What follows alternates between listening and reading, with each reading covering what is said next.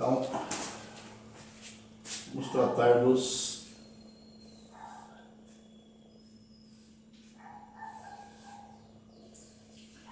sais. Eu procuro alguma definição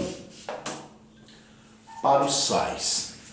Talvez uma boa definição seja o seguinte: um sal é a forma purificada, a forma cristalina de uma combinação de íons. Então, íons que se combinem numa determinada proporção e formem compostos sólidos, purificados, são os sais. Então, essa definição é uma definição mais moderna para sais. Então, isso faz com que uma série de coisas que não necessariamente a gente classifica como sais na situação convencional, a gente passe a qualificar como sal. Então, isso é um ponto que acaba podendo gerar alguma controvérsia, mas tem umas definições mais consolidadas, um pouco mais antigas, inclusive, que falam o seguinte: que um sal pode ser entendido como um produto de uma reação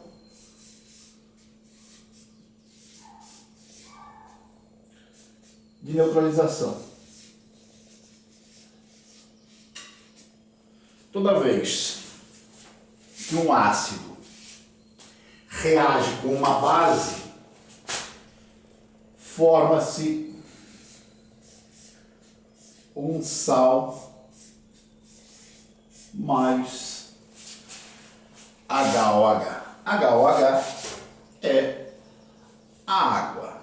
Então, um sal pode ser entendido como produto da neutralização entre um ácido e uma base.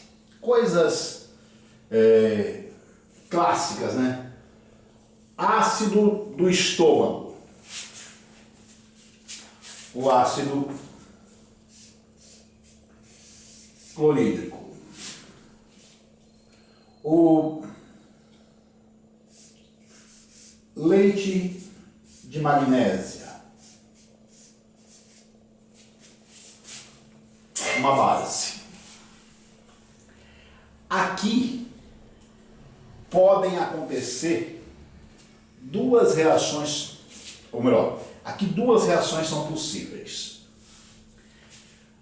A chamada reação de neutralização parcial ou a neutralização total.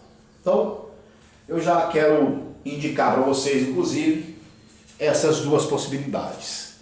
Se houver a reação 1 e 1, a formação aqui será MgOHCl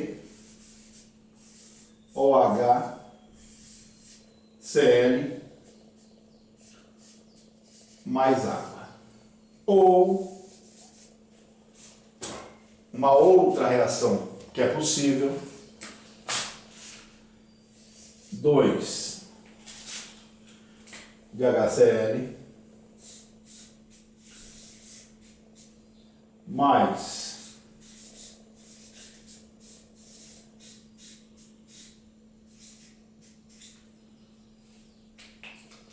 1 de MgOH2 produz MgCl2 mais 2 águas. Você vai falar, mas como é que eu vou saber qual reação vai acontecer? Vai depender da quantidade de material disponível. Então, se porventura nós tivermos no sal, ou se no sal não existir nem OH, nem H na fórmula do sal, é porque a neutralização foi completa. Se porventura existir OH ou H na fórmula do sal, é porque a neutralização foi parcial. Então, os sais, eles podem ter a presença do íon H+, ou do íon OH-. Podem ter.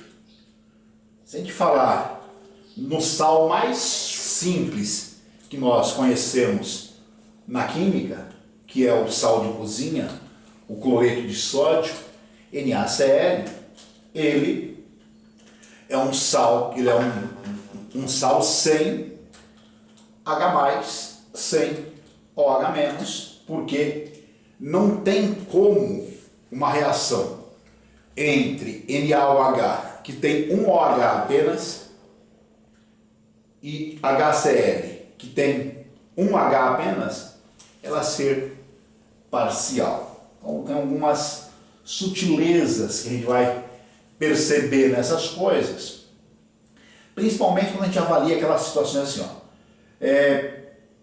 monoácido, diácido, triácido, monobase, dibase, tribase, para poder avaliar as quantidades estequiométricas, quanto de um que é necessário para reagir com uma quantidade de um outro. Então, essas situações, elas têm que ser consideradas sempre que eu vá fazer a avaliação sobre os sais. A primeira coisa é pensar que o sal é o produto de uma reação entre um ácido e uma base. E o nome dos sais é um nome bem interessante de ser feito, porque a gente vai falar assim, ânion bicátion.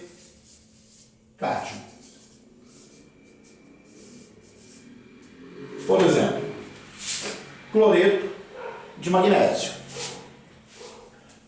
Cloreto básico de magnésio. Então, essas sutilezas, se tiver OH, a gente já vai chamar de alguma coisa básica. Se tiver H, a gente vai chamar de alguma coisa ácida. Essas situações são bem elementares, bem tranquilas de serem resolvidas, para a gente poder fazer essas deduções, principalmente com relação à nomenclatura desses sais. Nome dos ânions. Como é que a gente constrói o nome dos ânions? O nome de um ânion, ele, na maior parte das vezes, a gente tem que ter de memória, né?